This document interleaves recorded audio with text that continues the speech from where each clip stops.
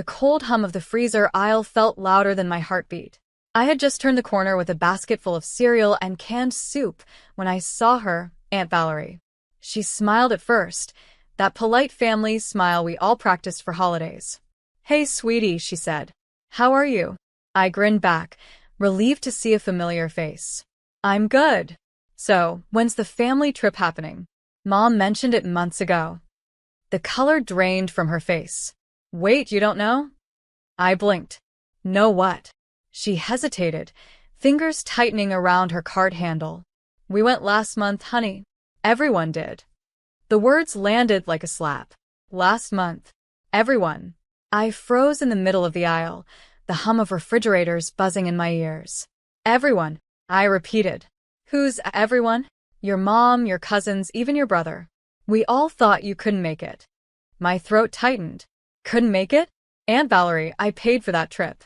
I sent Mom $4,500 for the villa deposit." Her eyes widened. Genuine confusion. "Sweetheart, your mom paid for everything herself. She never said you helped."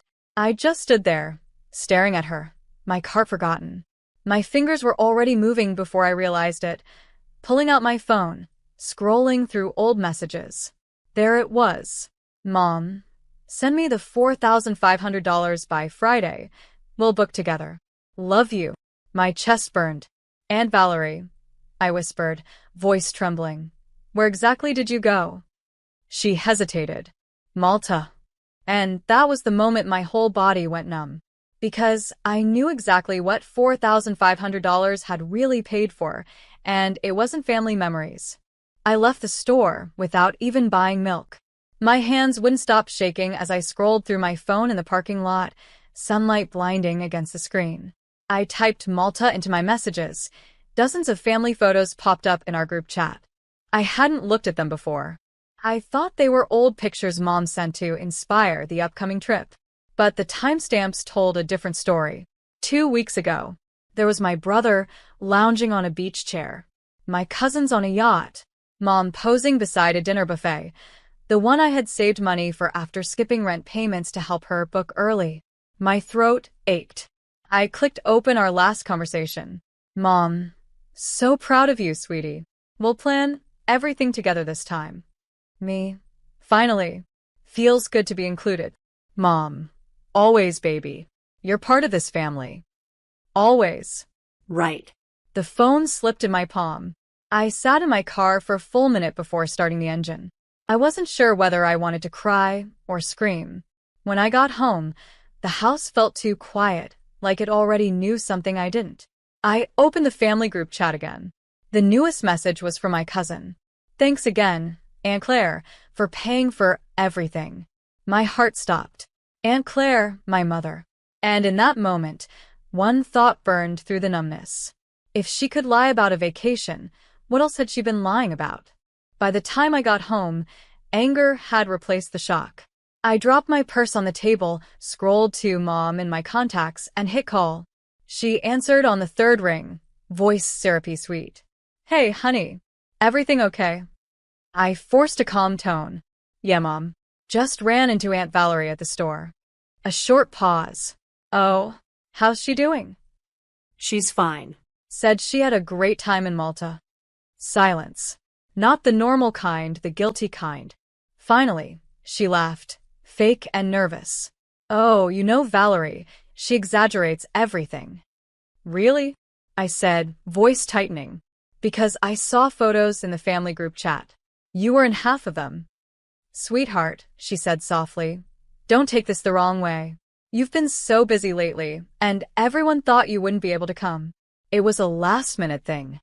"Last minute," I repeated. "You asked me for $4,500 to book early." Her tone shifted, sharp, defensive. "Don't start, Lena. You've never understood how hard it is keeping this family together. That money helped all of us. You should be proud it went to something good." I swallowed hard. "Something good? You used my savings to play pretend on an island and left me behind." "Watch your tone," she snapped. "Don't twist this into something ugly." But it already was. As I hung up, my phone buzzed, a message from my brother. "No idea why Mom told you that. We didn't know you paid. My blood ran cold. Because if he didn't know, then who did Mom really spend my money with? I couldn't sit still. Every corner of my apartment felt too small, every breath too shallow. I opened my laptop and searched through my email, desperate for something, anything, that could make sense of the lie. Then I found it. A forwarded receipt from 6 weeks ago. Payment confirmation. $4,500 received from Lena Moore. Recipient, C. Moore Travel Fund. My eyes widened. C. Moore. Mom's name was Claudia Moore. But the email address wasn't hers. It was claudia.m.events@gmail.com. She didn't even use her real account. I clicked for details. The payment had gone through PayPal. The transaction memo said, deposit for private getaway, 2 adults. 2. Not 5. Not family. I stared at the words until they blurred. My phone buzzed again. A new message from Aunt Valerie. Honey, your mom's friend Ron posted pictures from Malta too. They looked close. I didn't want to say anything, but maybe you should see this. Attached were 3 photos. Mom and a man I didn't recognize, laughing at a seaside table, her hand on his arm. Not my dad. My throat closed up. The family trip wasn't a vacation. It was a lie, a romantic getaway she'd paid for with my savings. My father had been home that week, recovering from surgery. I grabbed my keys, shaking so badly, I dropped them twice. This wasn't about money anymore. It was about betrayal. And I needed answers now. Mom's car was in the driveway when I pulled up, the same silver sedan I'd helped her pay off last year. My heart hammered as I climbed the porch steps, the same porch where she'd once taught me how to ride a bike. I didn't knock. I walked straight in. She was in the kitchen, humming, scrolling her phone with a glass of wine in her hand. The smell of candles and lemon cleaner filled the air, too calm, too fake. Back from your vacation? I asked. She spun around, startled. Lena, you scared me. Didn't scare you as much as Malta must have thrilled you, I said coldly. Her expression froze. Oh, for God's sake. Valerie couldn't keep her mouth shut, could she? So it's true. My voice trembled. You went behind everyone's back, used my money, and lied. She slammed the glass down. Watch your tone. You think I owe you an explanation? I raised you alone. Do you know how many times I covered your bills? How many times I skipped vacations for you? Then while I demanded. You said it was for a family trip. You let me believe I was finally included. Her eyes glistened, but her voice turned sharp. You wouldn't understand. I needed something for me for once. Ron offered. Ron. The name tasted sour.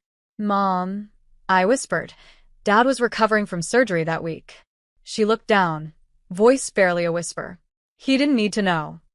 The silence that followed was worse than yelling. Because now, it wasn't just betrayal. It was cruelty. And I didn't know who my mother really was anymore. I stood there, stunned, staring at the woman who'd once been my entire world. She wouldn't even meet my eyes. Mom, I said, my voice shaking. Dad's been calling you every day, thinking you're visiting Grandma. You let him sit here, sick, wondering why you wouldn't answer. How could you? Her hands trembled as she grabbed a paper towel, pretending to clean the counter. You think marriage is easy, Lena?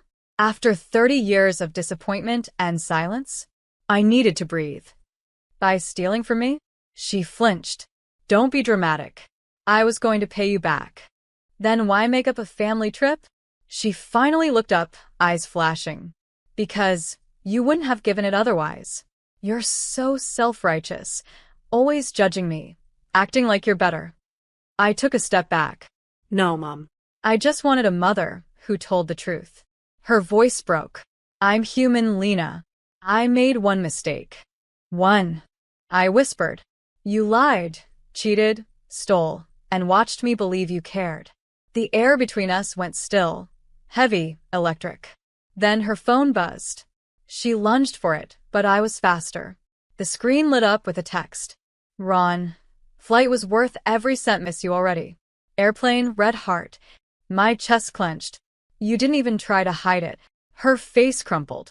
Please, don't tell your father.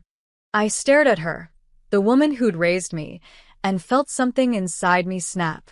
I won't, I said quietly, because from now on, you don't get to use my silence as protection. I drove home without remembering half the turns, the world outside blurring past in streaks of streetlights and rain. By the time I parked, my hands were stiff from gripping the wheel. I just sat there, staring at the dashboard, letting the weight of everything crush me. The betrayal wasn't just about money, it was years of quiet manipulation snapping all at once. The guilt trips, the emotional blackmail, the way she'd made me feel ungrateful anytime I set boundaries. My phone buzzed again. This time it was Dad. "Hey, sweetheart," he said, voice weak but warm.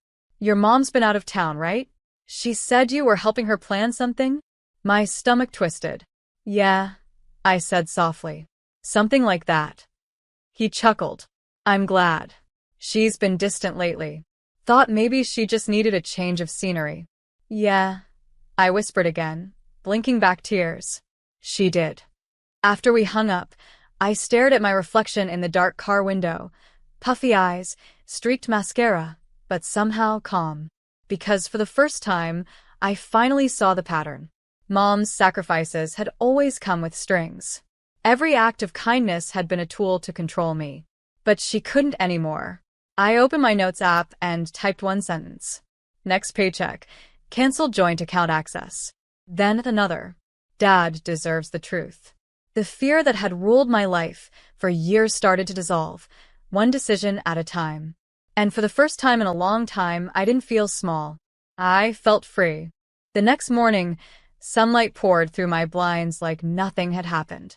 But something inside me had shifted, quietly, permanently. I drove to Dad's house after breakfast. He was in his recliner, smiling when he saw me, the oxygen machine humming softly beside him. "Morning, kiddo," he said. "Did your mom make it home yet?" I took a breath. Not yet, Dad. "But there's something you need to know." It took everything in me to say the words, the affair, the money, the lies. He didn't interrupt once. When I finished, he just nodded, eyes glistening but steady. "I always hoped I was wrong," he whispered. "But thank you for being brave enough to tell me." I squeezed his hand. "You didn't deserve that. None of us did." He smiled faintly. "Neither did you, Lena." Later, as I walked out onto the porch, a strange calm replaced the ache in my chest. The truth had hurt, but it had also healed something deeper, the illusion that I owed silence to people who betrayed me. That night, I got one final message from Mom. "I hope one day you'll understand.